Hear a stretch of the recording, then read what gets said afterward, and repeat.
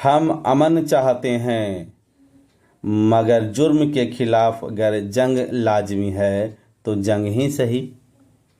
नमस्ते दोस्तों, आप देखना शुरू कर चुके हैं अरविंद जीएस के इस करंट अफेयर के सेगमेंट में, जिसमें मैं आपको स्वागत करता हूं। आज के एक इम्पॉर्टेंट टॉपिक सिंधु जल समझौता के बारे में लेकर के। ओके दोस्तों, तो आइए समझते हैं सिंधु जल समझौता क्या है, सिंधु जल समझौता कब हुए थे, इसके बारे में हम लोग सारा डिटेल पढ़ेंगे। लेकिन इससे पहले हम लोग इसमें जो पढ़ाने वाले हैं, हम किस तरह से पढ़ेंगे इसको, सबसे पहले सिंधु नदी तंत्र के बारे में समझेंगे कि सिंधु नदी तंत्र के अंतर्गत कौन कौन से नदियां आता है, और सिंधु जल समझौता हुआ था तो उसमें किस नदी पर पाकिस्तान का अधिकार था, किस नदी पर भारत का अधिकार था, इसके बारे में हम लोग समझ पाएंगे। उसके बाद हम लोग समझेंगे कि अगर यह समझौता रद्द कर दिया जाता है तो किस तरह से चुनौतियां भारत के सामने आएगा और किस तरह की चुनौतियां पाकिस्तान के सामने आएगा।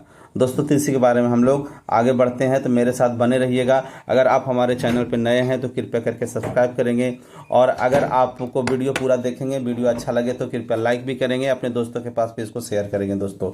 ओके, मैं इसी तरह का आपका करंट अफेयर के जितने मुद्दा होते हैं या फिर स्ट्रैटेजी का जो मुद्दे होते हैं, इंपॉर्टेंट टॉपिक होते हैं, उन पर वीडियो लाते रहता हूं दोस्तों। तो आप हमसे जुड़ेंगे तो आपके तैयारी का और भी मजबूती मिलेगा दोस्तों। तो आइए समझते हैं इसके बारे में। देखिए, सबसे पहले हम लोग समझेंगे सिंधु नदी तंत्र के बारे में। नदी तंत्र क्या होते हैं कि एक बड़ी नदी होता है और उसमें जितने भी छोटी छोटी नदियां आकर गिरते हैं, सब मिला करके उसको बोलते हैं नदी तंत्र। तो सिंधु सबसे बड़ी नदी है, इसी में बहुत सारी नदियां आकर के गिरता है, तो ये कहलाता है सिंधु नदी तंत्र। इसके अंतर्गत सिंधु, झेलम, चेनाब, रावी, सतलज इत्यादि नदियां आते हैं, और भी भारत कई नदियां जो है इसमें इसकी सहायक नदियां होते हैं। तो इसके बारे में हम लोग डिटेल फुल, अगर आप मेरे साथ यह वीडियो देख लेंगे तो इसके बाद आपको सिंधु नदी तंत्र से किसी तरह कोई समस्या उत्पन्न नहीं होंगे दोस्तों। कभी भी आप पूरी तरह से इसको बहुत अच्छा से समझ पाइएगा, ताकि आपके किसी से इस पॉइंट से किसी तरह के क्वेश्चन अगर किसी एग्जाम में बनते हैं तो आप उसको जवाब देने के लिए ऑप्शनल या फिर रिटन आप उसके अनुकूल हो सकते हैं दोस्तों। तो देखिए, आगे बढ़ते हैं। देखिए, आपके सामने आ चुका है सिंधु नदी तंत्र। सिंधु नदी तंत्र के अंतर्गत 6 नदियां के बारे में हम लोग चर्चा यहाँ पे किए हैं, क्योंकि यह 6 नदियां जो है भारत से जाता है दोस्तों। इसी के बारे में अभी विवाद चल रहे हैं। ऐसे सिंधु नदी तंत्र के अंतर्गत और भी कई नदियां हैं, ओके, लेकिन हम ये 6 नदियां के बारे में ही बात करेंगे, जिसमें आपके सामने 6 नदियां हैं। जैसे एक है सिंधु खुद में, झेलम, चिनाब, रावी, ब्यास, सतलज।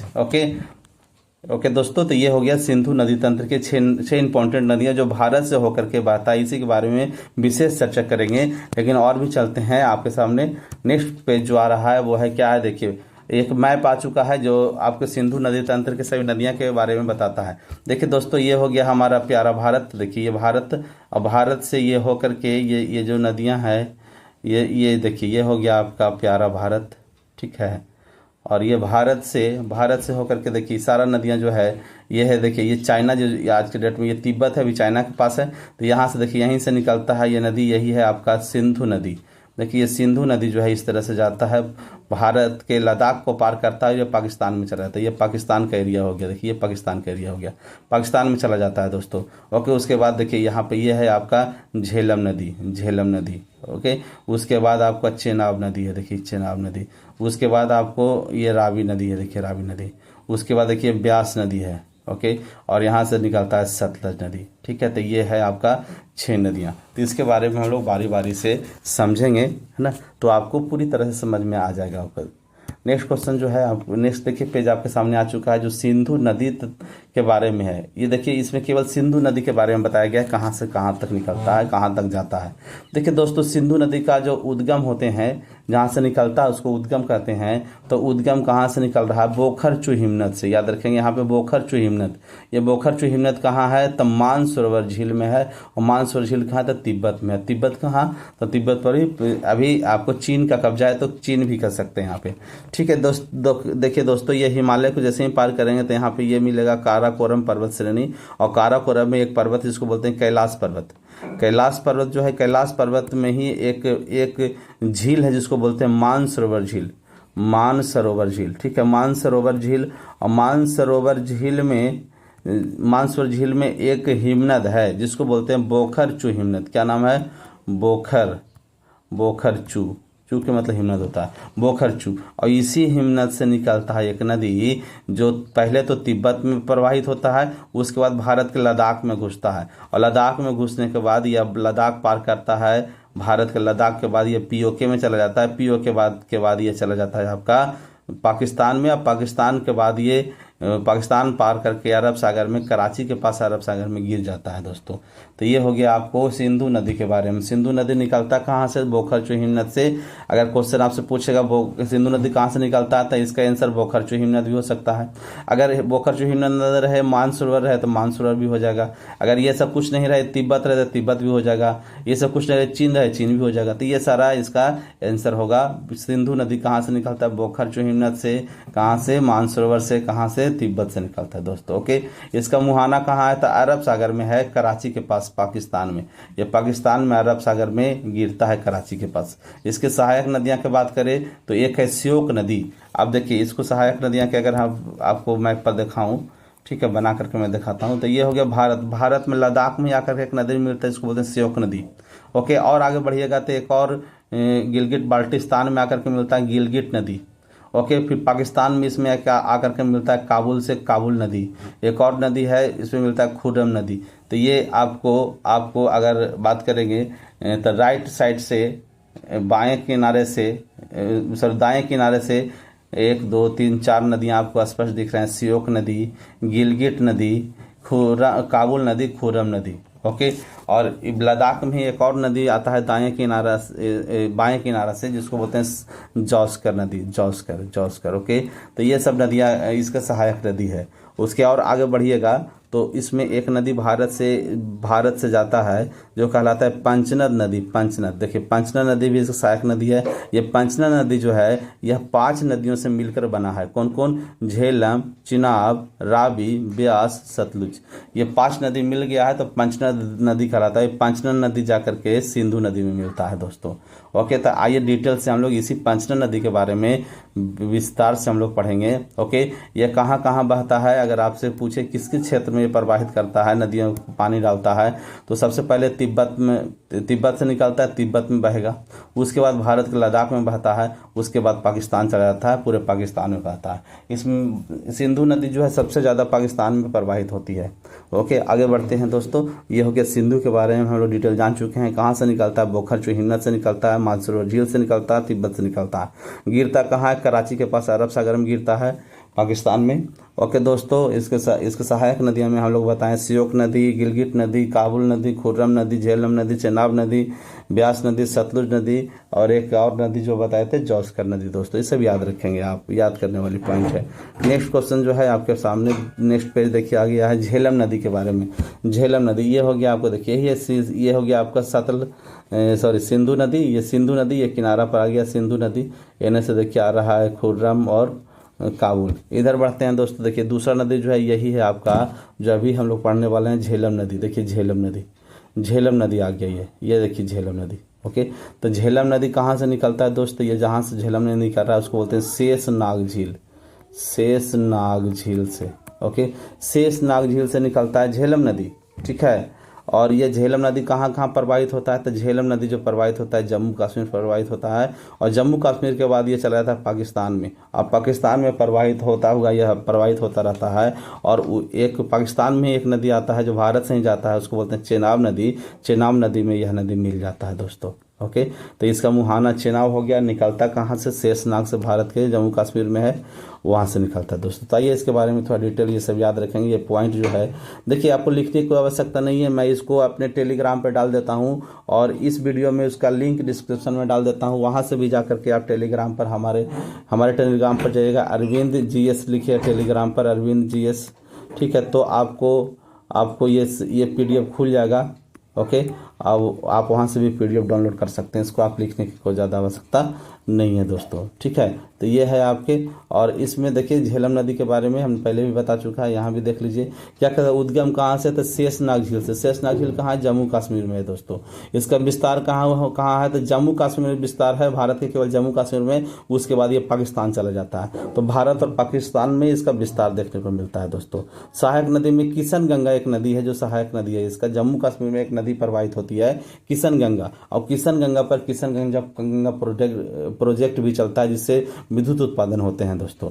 ओके, इसका मुहाना कहाँ है? तो मुहाना चेनाब नदी है, चेनाब नदी इसका मुहाना है ना। आपसे क्वेश्चन पूछेगा कि झेलम नदी किस नदी में गिरता है? तो चेनाब नदी में गिरता है। यह सिंधु नदी में नहीं गिरता है, चेनाब में गिरता है। चेनाब नदी आकर रावी में गिरेगा, रावी नदी सतलज में गिरेगा, और सतलज जाकर के बनता है पंचनद, और पंचनद नदी जो है आपका जाकर के आपको किस में गिरता है? सिंधु नदी में। तो याद रखेंगे ये जो 5 नदियों के बारे में बात कर रहे हैं, ये 5 नदियां जो है, 5 नदियों में कोई भी नदी डायरेक्ट जाकर के सिंधु नदी में नहीं गिरती है। ओके, सभी नदी मिल करके एक नदी बन जाता है जिसको पंचनद कहते हैं, और वो जाकर के सिंधु नदी में गिरती है दोस्तों।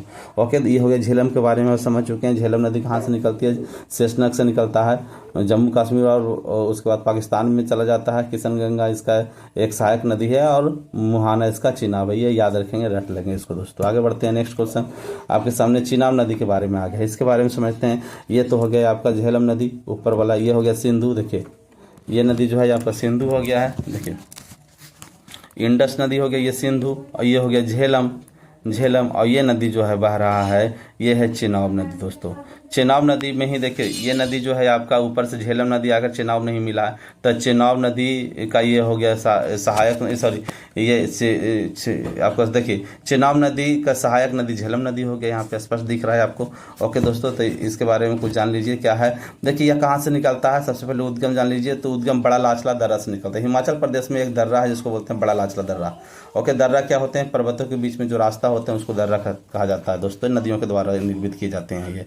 ओके, तो ये हो गया बड़ा लाचला दर्रा से निकलता है। बड़ा लाचला दर्रा से एक्चुअली में 2 नदी निकलता है, एक है चंद्र और दूसरा है भागा। यही दोनों नदी आगे जाकर मिल जाता है तो वो कहलाता है चेनाब नदी। ओके, यानी कि इसका जो मूल निकल रहा बड़ा लाचला से, बड़ा लाचला से ये चेनाब के नाम से नहीं निकलता है, 2 नदियों के नाम से निकलता है, एक चंद्र और भागा, और दोनों आगे मिल जाता है तो हो गया चेनाब नदी। चेनाब नदी का विस्तार कहाँ कहाँ है? तो यह हिमाचल प्रदेश से निकलता है तो हिमाचल प्रदेश में प्रवाहित होगा, उसके बाद जम्मू कश्मीर में प्रवाहित होता है।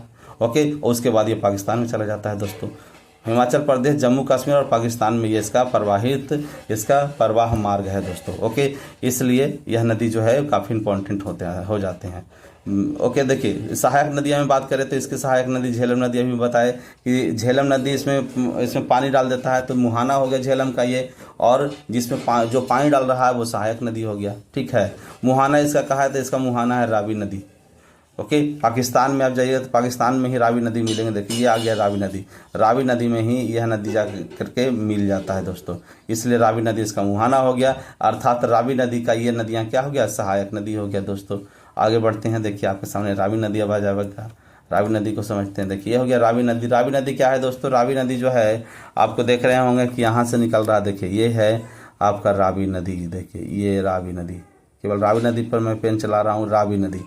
ओके, रावी नदी में देखिए ऊपर के 2 नदियाँ मिल रहा है। देखिए ये मिल रहा है झेलम मिल रहा है, और देखिए यह मिल रहा है चेनाब, ये दोनों जाकर के रावी नदी में मिल रहा है। तो ये दोनों नदियाँ रावी नदी का सहायक नदी हो गया, या फिर इन दोनों नदियाँ का मुहाना हो गया। दोनों नदियाँ नहीं, अब एक ही नदियाँ कहें कि किसी झेलम तो चेनाब में पहले ही मिल चुका था, अब चेनाब ही जाकर के केवल रावी में मिलता है दोस्तों। ओके, तो इसके बारे में जान लीजिए कहाँ से निकलता है। तो उद्गम इसका हो गया रोहतांग दर्रा, हिमाचल प्रदेश में है रोहतांग दर्रा। इसका विस्तार कहाँ कहाँ है? तो ये हिमाचल प्रदेश में पहले निकलता तो वहाँ प्रवाहित होगा, उसके बाद ये प्रवाहित होगा पंजाब में, पंजाब के बाद ये चला जाता है पाकिस्तान में। ओके, अभी तक 2 नदियों के बारे में हम लोग जान चुके हैं, झेलम और चेनाब। जो झेलम चेनाब में से दोनों नदी है जो पंजाब में नहीं जाता है, यह पहला नदी है रावी नदी जो पंजाब में प्रवाहित हो रहा है दोस्तों। ओके, तो ये पंजाब में प्रवाहित होने वाला नदियाँ जो है रावी नदी है, इससे पहले 2 नदियाँ 3 नदियाँ जो है ये पंजाब में प्रवाहित नहीं हो रहा था। आगे बढ़ते हैं, इससे सहायक नदियाँ में हम बताए चेनाब नदी इसका सहायक नदी होगा। ओके, ठीक है, नेक्स्ट जो है इसका मुहाना क्या है? मुहाना हो जाएगा सतलज। इधर से एक नदी आता है, देखिए मानसरोवर झील में ही एक और हिम नदी जिसको बोलते हैं राकस ताल झील, राकस ताल से एक नदी निकलता है जिसको बोलते हैं सतलज। आगे हम लोग सतलज के बारे में पढ़ेंगे। तो ये सतलज नदी जो है, इस सतलज नदी पहले तिब्बत में बहता है, उसके बाद हिमाचल प्रदेश में, उसके बाद पंजाब में बहता है, पंजाब से बहता है वो पाकिस्तान चला जाता है दोस्तों। तो ये जो नदियां हैं इसको सतलज कहते हैं। इसी सतलज नदी में रावी नदी आकर के गिर जाता है दोस्तों। ठीक है, तो रावी नदी का सतलज नदी क्या हो गया? मुहाना हो गया, और सतलज नदी का रावी नदी क्या हो गया? सहायक नदी हो गया दोस्तों। कोई दिक्कत है। ये हो गया आपके रावी के बारे में। रावी क्या है? रावी निकलता है कहाँ से? रोहतांग दर्रा से निकलता है। विस्तार का हिमाचल प्रदेश, पंजाब और पाकिस्तान में है। सहायक नदी चिनाब नदी है। मुहाना इसका सतलज है दोस्तों। आगे देखिए आपके सामने आ चुका है नेक्स्ट पेज जो है क्या है? ब्यास नदी के बारे में दोस्तों। ब्यास नदी कहाँ से निकलता है? तो ब्यास नदी निकलता है रोहतांग दर्रा से। ये भी निकलता है रोहतांग दर्रा में एक जगह है जिसका नाम है ब्यास कुंड, तो उसी ब्यास कुंड से निकलता है। रोहतांग दर्रा भी जान ही चुके हैं कहाँ है? तो हिमाचल प्रदेश में। तो इसका प्रवाहित क्षेत्र जो होगा वो हिमाचल प्रदेश होगा, उसके बाद पंजाब होगा। ठीक है, पंजाब और हिमाचल प्रदेश यही दो राज्य में, क्योंकि पंजाब में ही जाकर के यह सतलज नदी में मिल जाता है दोस्तों। ओके, तो इसका मुहाना हो गया सतलज नदी। ठीक है, ब्यास का मुहाना सतलज नदी हो गया। इसका विस्तार हिमाचल प्रदेश और पंजाब में है। ठीक है, और यह निकलता है कहाँ से? रोहतांग दर्रा से निकलता है। ठीक है दोस्तों, ये हो गया रोहतांग। देखिए ब्यास नदी कहाँ है? आप मैप पर आप देख सकते हैं। देखिए ये हो गया ब्यास नदी। देखिए मेरा पेन चल रहा है, ब्यास नदी हो गया। ओके, और ये जो इधर से आ रहा है देखिए सतलज नदी, तो इसमें जाके मिल जाता है दोस्तों। ठीक है, तो ये हो गया आपको ये ब्यास नदी। ब्यास नदी के बाद आगे देखिए कौन सी नदी आपके सामने? सतलज नदी आ चुका है। सतलज नदी जो है देखिए कहाँ से निकलता है, इसके बारे में जान लीजिए। यह जो निकल रहा है यह कहाँ से निकलता है? राकस से। मानसरोवर झील में ही है राकस। यह तिब्बत में मानसरोवर झील है, मानसरोवर में ही राकस है। राकस से निकलता है आपको सतलुज नदी। ठीक है, जैसे कि निकल रहा था सिंधु नदी। सिंधु नदी भी कहाँ से आता है? तिब्बत से आता है। सतलुज नदी भी तिब्बत से आता है दोस्तों। तो ये दोनों जो है इंटरनेशनल नदी में आते हैं। ठीक है, ओके, तो ये जो है आपको भारत में ये छिपकिला दर्रा से, यानी कि ये भारत में जो प्रवेश करता है, कहाँ से प्रवेश करता है? छिपकिला दर्रा से प्रवेश करता है। ठीक है, झेलम नदी जो है छिपकिला दर्रा से प्रवेश करता है। इसका विस्तार कहाँ? हिमाचल प्रदेश। देखिए इसका विस्तार जो है सबसे पहले तो ये निकल कहाँ से रहा? निकल रहा है तिब्बत से, तो सबसे पहले तिब्बत में चलेगा। ठीक है, यहाँ पे विस्तार में तिब्बत नहीं लिखा हुआ, लेकिन लिखना चाहिए था, है ना। यहाँ पे सबसे पहले तिब्बत में जाएगा। ठीक है, तिब्बत याद रखेंगे, तिब्बत में जाएगा। ठीक है ना, तिब्बत में जाएगा सबसे पहले। उसके बाद यह हिमाचल प्रदेश में जाएगा, उसके बाद पंजाब में जाएगा। पंजाब के बाद ये पाकिस्तान में चला जाता है दोस्तों। तो देखिए ये तीन, एक तो तिब्बत, उसके बाद भारत, उसके बाद पाकिस्तान। तो ये तीन नदियाँ तीन देशों में प्रवाहित होता है, इसलिए इंटरनेशनल नदी कहते हैं। अभी इसको समझ गए? ओके, अब यह कहाँ से निकलता है? मानसरोवर झील से निकलता है। भारत में प्रवेश करने के लिए कौन सा दर्रा का प्रयोग करता है? शिप किला। चिप किला नहीं याद रखेंगे, ये शिप किला दर्रा है। ठीक है, शिप किला दर्रा से प्रवाहित तो होता है दोस्तों। कोई दिक्कत यहाँ तक नहीं। इसका मुहाना कहाँ है? तो इसका मुहाना है पंचनद। अभी बताए थे कि ये सभी नदियाँ मिल करके जो नदी बना है उसका नाम है पंचनद नदी। और हमारे ख्याल से यह पंजाब में 5 नदियाँ हैं, इसलिए पंजाब को पंजाब कहा जाता है। 5 अरबों की भूमि, इसलिए। ओके, आगे बढ़ते हैं। नेक्स्ट आपके सामने आ चुका है, देखिए सिंधु जल समझौता के बारे में आप समझिए। तो यहाँ आप समझ चुके हैं कि सिंधु नदी तंत्र के अंतर्गत कौन कौन सी नदियाँ आता है। ओके, तो सिंधु नदी तंत्र के अंतर्गत जो काम की नदियाँ हैं, हमारे यहाँ जो विवाद के बाद चल रहा है उसके बारे में हम लोग बात कर रहे हैं। तो सिंधु हो गया, उसके बाद झेलम, चिनाब, उसके बाद रावी, ब्यास और सतलज, ये 6 नदियाँ हैं। तो ये 6 नदियों को 2 भागों में बांट दिया गया है। ये काफ़ी देश आज़ाद हुआ था, उसके बाद यह समस्या उत्पन्न हो गए थे नदी के लेकर के, जल बंटवारा के लेकर के। तो विश्व बैंक ने मध्यस्थता किया। विश्व बैंक ने क्या किया? एक जल समझौता किया। और जल समझौता में कहा कि ये 3 नदियां जो है, इन 6 नदियां जो है, इन 6 नदियों को 3-3 भागों में, 2 भागों में बांट दिया जाता है। ओके, देखिए यह समझौता कब हुआ था जी? तो यह समझौता जो हुआ था 1960 ईस्वी में, 19 सितंबर को हुआ था। और इसमें कौन कौन पार्टी था? तो भारत और पाकिस्तान पार्टी था। बिचौलिया कौन था? विश्व बैंक था दोस्तों, है ना। इसमें क्या किया गया? 6 नदियों को 2 भागों में बांटा गया। एक नदी को कहा गया पूर्वी नदी, जिसके अंतर्गत सिंधु, झेलम और चिनाब आता है। एक दूसरा नदी के पार्ट को कहा गया पश्चिमी नदी, जिसके अंतर्गत रावी, ब्यास और सतलुज 3 नदियां आता है। और कहा गया ये इन तीनों नदियों को बांट लिया जाए। 3 नदी पाकिस्तान को दे दिया जाए, 3 नदी भारत को दे दिया जाए दोस्तों। अगर 3 नदी भारत को दे देते हैं, 3 नदी पाकिस्तान को दे देते हैं, इसमें कोई समस्या नहीं है। इसमें भारत को भी कोई समस्या नहीं था, क्योंकि यह डील भारत के लिए फ़ायदेमंद था। क्यों फ़ायदेमंद था दोस्तों? क्योंकि आप देखेंगे जी, जो दिया गया है पूर्वी नदी जो है, पूर्वी नदी जिस पर देखिए, ये पूर्वी नदी को दिया गया पाकिस्तान को, और ये पश्चिमी नदी को दिया गया इंडिया को। और पूर्वी नदी के अंतर्गत कौन कौन आते हैं? सिंधु, झेलम और चिनाब। यानी कि ये आता है सिंधु, झेलम, चिनाब। ऊपर से ये तीनों नदियां जो है यह पूर्वी के अंतर्गत आ गया, जिस पर पाकिस्तान का अधिकार है। बाकी नीचे से देखिए 3 नदी आ गया नीचे से, जिस पर इंडिया का अधिकार है। ठीक है। तो ये डील जो था इंडिया के लिए फ़ायदा था, और हालांकि पाकिस्तान के लिए फ़ायदा है। ये इसलिए इंडिया के लिए फ़ायदा है क्योंकि जिस नदियां पर इंडिया का अधिकार नहीं है वो वह पहाड़ों से होकर गुजरता है। अगर उस नदियां पर इंडिया का अधिकार अगर हो जाता है तो पहाड़ों से क्योंकि पहाड़ में कृषि होते नहीं है तो वहाँ पानी की आवश्यकता हमें ज़्यादा नहीं है। हमें हमारे हिस्से का नदी कौन कौन मिला था? हमारे हिस्से का नदी मिला है रावी नदी, ब्यास नदी और सतलज नदी।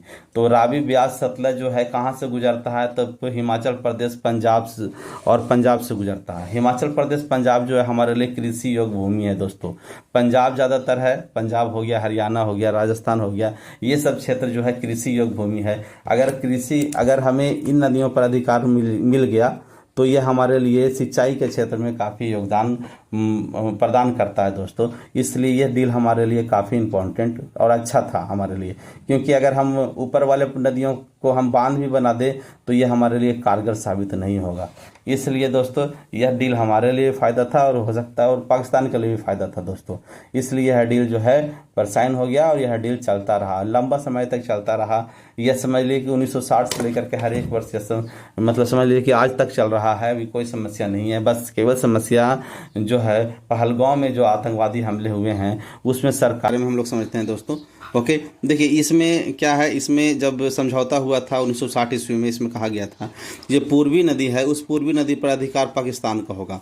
पूर्वी नदी के अंतर्गत कौन कौन नदी आते हैं? सिंधु, झेलम और चेनाब नदी। उस पर पाकिस्तान का अधिकार होगा। जिसका अधिकार होगा उसके जल का 80% प्रयोग करेगा वो खुद पाकिस्तान, बाकी 20% भारत के लिए रहेगा। ओके, 20% में हम लोग प्रयोग करके इसमें अपने दिनचर्या का प्रयोग कर सकते हैं, नहा सकते हैं, कपड़े धो सकते हैं, खान पीन के लिए प्रयोग कर सकते हैं, और भी अगर जानवर को धोना है उसके लिए प्रयोग कर सकते हैं, और विद्युत उत्पादन के लिए भी हम लोग 20% में प्रयोग कर सकते हैं, क्योंकि विद्युत उत्पादन में जल का ह्रास नहीं होता है, तो ऐसा काम कर सकते हैं। ये हमें अधिकार मिला हुआ। उसके बाद पश्चिमी नदी जो है, पश्चिमी नदी जिसके अंतर्गत रावी नदी आता है, ब्यास आता है, सतलज आता है, इस पर भारत का अधिकार मिला हुआ। इसमें क्या है कि इसमें 80% जल का प्रयोग भारत करेगा और 20% जल का प्रयोग भारत छोड़ देगा, ताकि इन नदियों किनारे रहने वाला शहर भी सुखाड़ को न झेल पाए।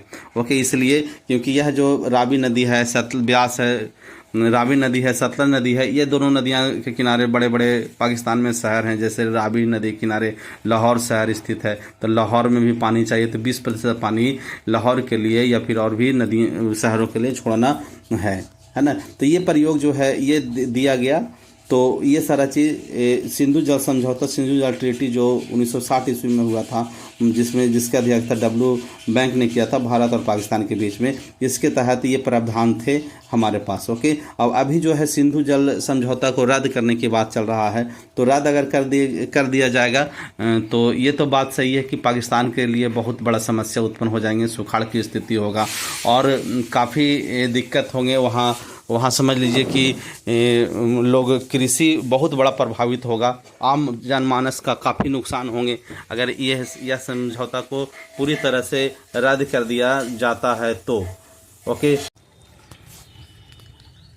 पूरी तरह से रद्द कर दिया जाता है तो ये सब समस्या पाकिस्तान में काफ़ी हो सकते हैं, क्योंकि उनकी जो कृषि है वह इन्हीं सिंधु और उनके सहायक नदियों पर ही डिपेंडेंट है दोस्तों।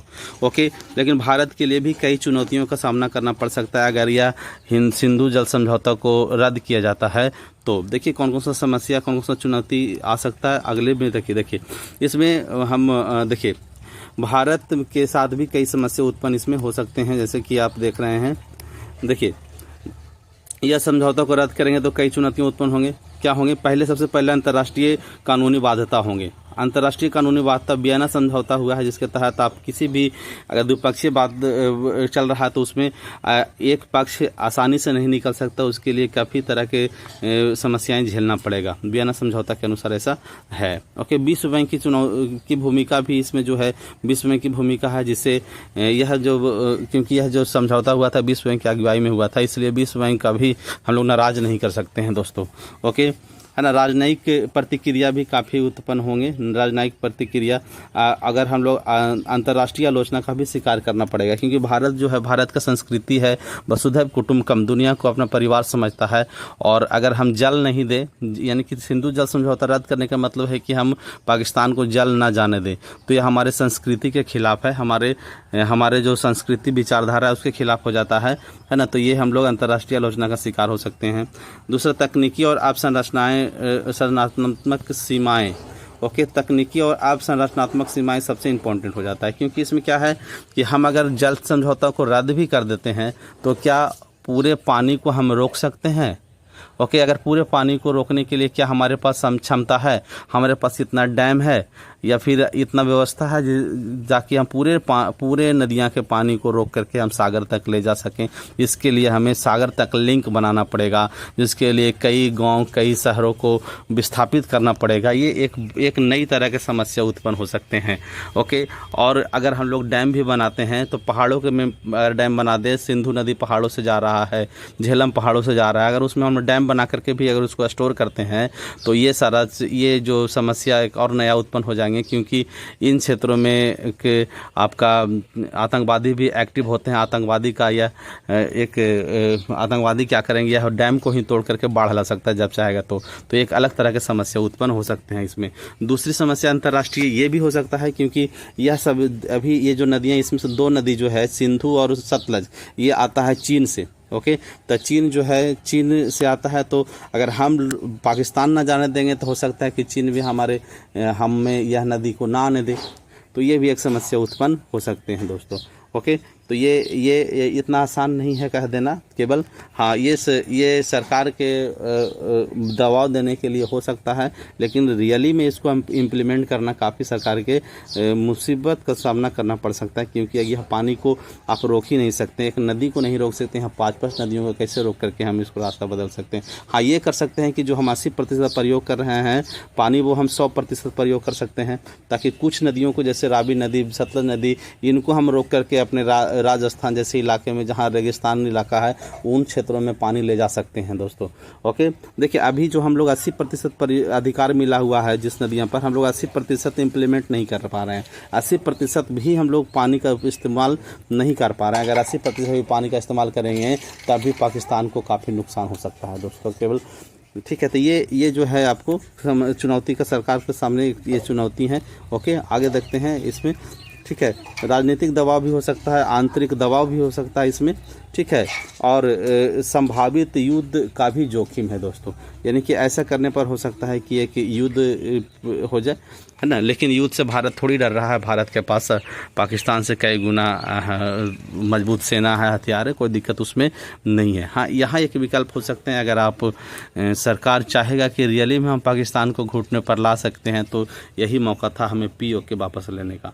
सबसे बड़ा है अभी सरकार जो है इन सब मुद्दे पर सिंधु जल समझौता को हटा करके मेन मुद्दा रखे कि POK वापस करना है। तो सरकार को चाहिए था POK वापस लेने के लिए अगर लड़ाई करना पड़े तो युद्ध करे, POK वापस लिया जाए।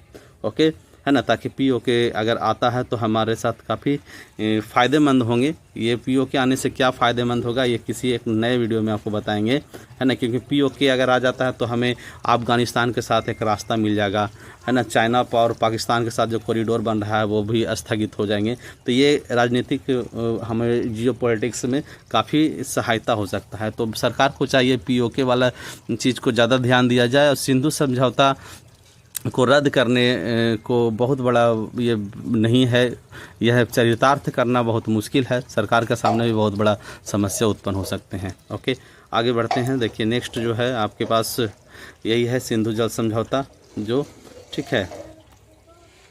ओके, चलिए अगर आप इसको यहीं तक रखते हैं दोस्तों, आपको हमें लगता है हम आसान भाषा में आपको बहुत बढ़िया से समझ में आया होगा सिंधु जल समझौता क्या है, सिंधु जल इनके बीच कौन कौन सा नदियां आते हैं, और इससे किस नदियां पर किसका अधिकार था, कितना % जल का प्रयोग करने का अधिकार था, तो ये आप समझ चुके होंगे दोस्तों।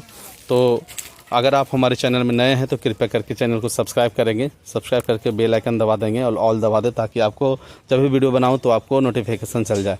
अगर वीडियो अच्छा लगा हो तो कृपया करके इसको लाइक करेंगे, कमेंट भी करेंगे और कमेंट करेंगे भारत आप क्या सोचते हैं, या सिंधु जल समझौता को रद्द किया गया, इसके लिए आप क्या सोचते हैं, आप अपना विचार जरूर देंगे। ओके, अपने दोस्तों के पास भी शेयर करेंगे ताकि उन्हें भी सिंधु जल समझौता और सिंधु नदी तंत्र के बारे में बढ़िया से समझ में आ सके दोस्तों। Okay, thank you very much. इसको यहीं तक रखते हैं। आप यहाँ तक वीडियो देखे होंगे, इसके लिए बहुत बहुत धन्यवाद। Thank you very much. जय हिंद, जय भारत।